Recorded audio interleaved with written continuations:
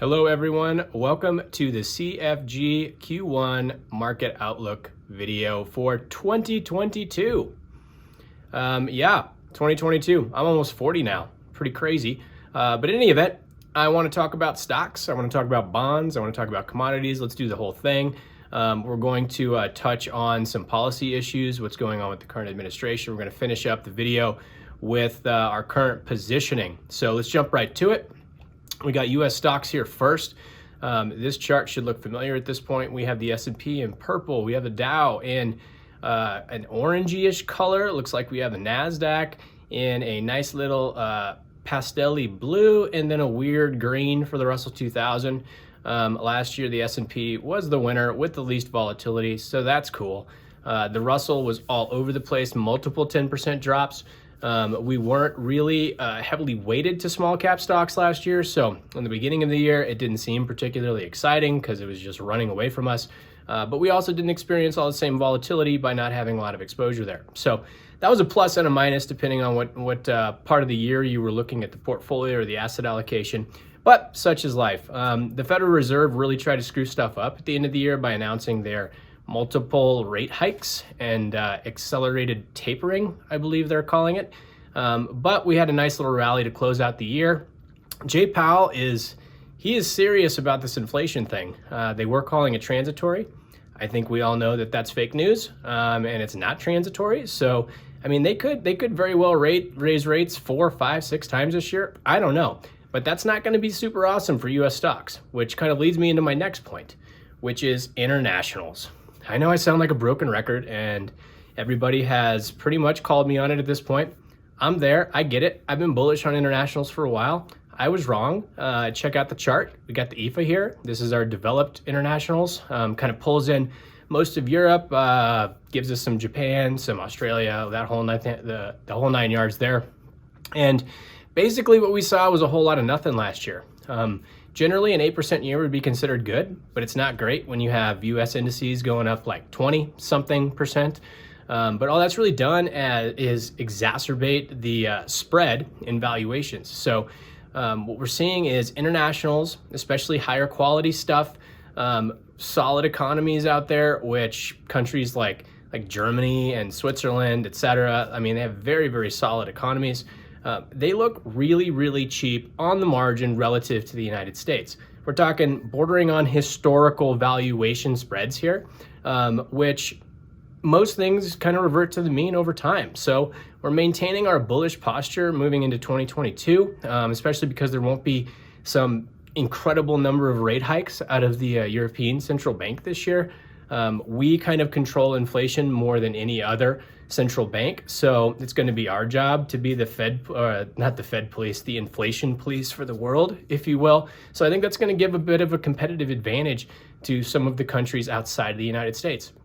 That takes us into emerging markets as well. One big shift this quarter is China. China doesn't look that bad anymore.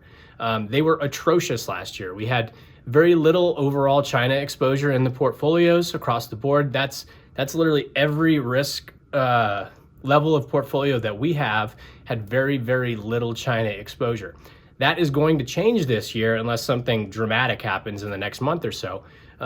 They are looking like they've created a bit of a bottoming process.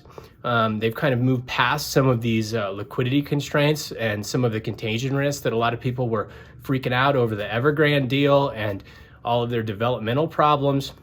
They're also trying to attack their demographic crisis head on with stuff that you can't do in a non-communist country. So I'm not going to talk about it, but it's pretty messed up. But they're going to try to have more babies too.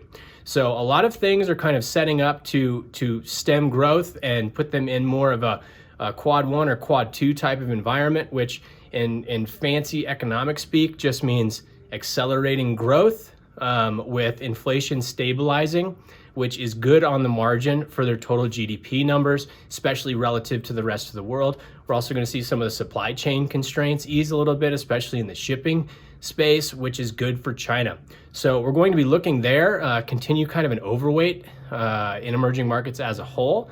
But like I said, re-adding in China. It's been gone for a long time, gonna come back, coming back strong.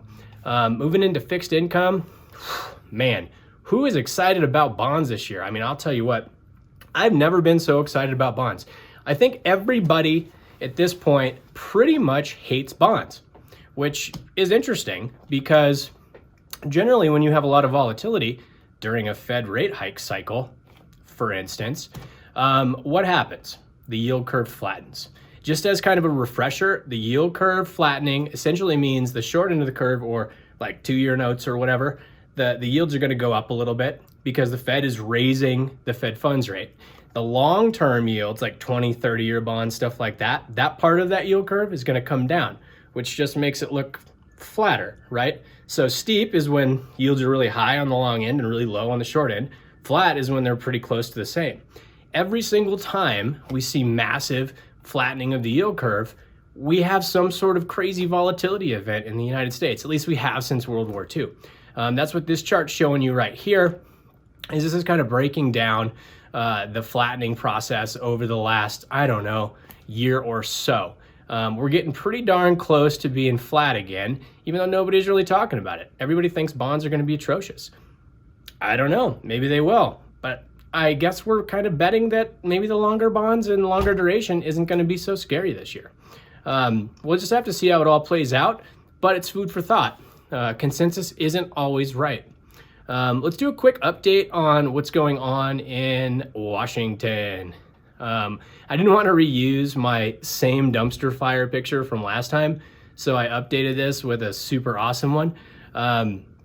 I think this is probably the best dumpster fire picture I've ever found. I don't know if I'm having any copyright infringement here, so I put the guy's name on it just to make sure. It is a total mess in Washington. These guys cannot get anything done, and gals, sorry. I mean, I guess guys is like a unisex term at this point. So yeah, they're basically doing nothing. I think at this point, we kind of were expecting Washington to at least agree on some sort of tax hike for the uber wealthy. Can't get that through, even though 99% of the country doesn't care what happens to billionaires' pocketbooks. That's the world we live in. Literally nothing is going on right now. And you know, as a portfolio manager, I don't mind the status quo because markets really like consistency and predictability. But the problem is all they do is continually talk about super stressful stuff and how they're going to do all of these massive things that are going to be sequential shifts in our American history of the way we do business and the way we redistribute wealth, et cetera. And it's scaring the heck out of the markets over and over again, and then nothing happens. So that's why we're seeing this massive volatility swing in the volatility index from, 10, 12, 15 on the low end up to almost 30 on the high end over like a 2-week period of time. And there's no need for it. I wish I was somebody's advisor in Washington so I could just coach them up on stop scaring the heck out of everybody if there's no way you're going to get anything done, because you normally don't get anything done. But in any event, that's the world we live in, so we just have to be ready for it. Let's roll into our general positioning, which is pretty much my favorite of every one of these videos. Gives you guys a quick heads up on what we're doing. Cash levels are going to remain pretty low overall. Thought process there is we are getting no yield on cash, right? When I say low, I'm saying like 5% or less is going to be kind of the target, unless there's major distribution requirements inside of portfolios. Everybody's different. Keep that in mind. U.S. stock exposure, like I said, we are not super bulled up on this rate hike cycle. I just don't think it's that exciting for U.S. stocks. So we're going to be continually underweight on the margin there, and we're going to be focusing more on higher quality companies, get out of the crazy stuff, keep exposure to ultra volatile small cap type of companies kind of at a minimum at this point. International stocks were remaining overweight for the reasons that I mentioned earlier. Same thing with EM, but the big change with EM, as a reminder, is we are looking at adding China back in. And if you have any fears about that, or you're confused on why I'm thinking that way, please don't hesitate to reach out, give our office a call, schedule a review. Yeah, so that's the big deal with China. And then moving into fixed income, we're gonna keep things status quo there. Going to stay with the quality piece, and then also kind of look for some non-correlated yield, just because we don't exactly know what's going to happen with this yield curve. We don't know if the Fed is going to balk as soon as there's some volatility in the market, et cetera. So try to keep super diversified in that space.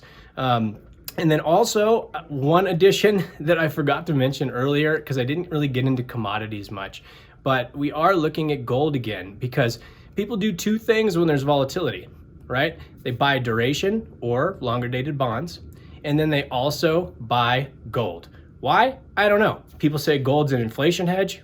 False. Gold is a volatility hedge. So we'll be looking at gold in the portfolios, especially for the low to moderate risk people, just to help stabilize some of the returns over the course of the year.